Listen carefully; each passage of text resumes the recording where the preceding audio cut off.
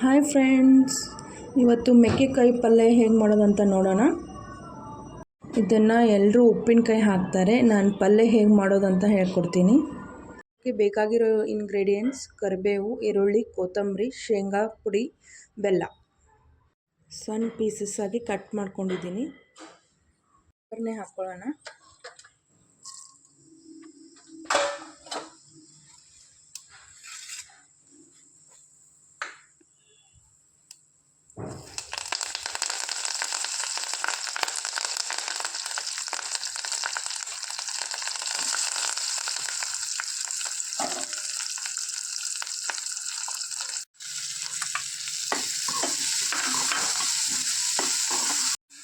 ಒಗ್ಗರಣೆ ಆದಮೇಲೆ ನೀರು ಹಾಕಬೇಕು.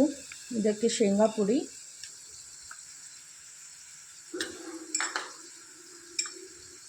ಬೆಲ್ಲ,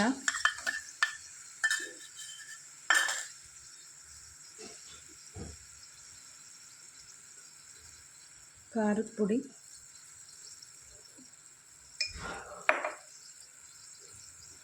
ರುಚಿಗೆ ತಕ್ಕಷ್ಟು ಉಪ್ಪು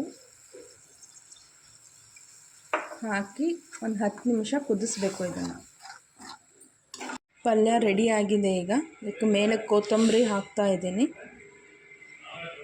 ತುಂಬ ಟೇಸ್ಟಿಯಾಗಿದೆ ಪಲ್ಯ. ಬಿಸಿ ರೊಟ್ಟಿ ಜೊತೆ, ಅನ್ನದ ಜೊತೆ ಬೆಸ್ಟ್ ಕಾಂಬಿನೇಷನ್ ಆಗುತ್ತೆ.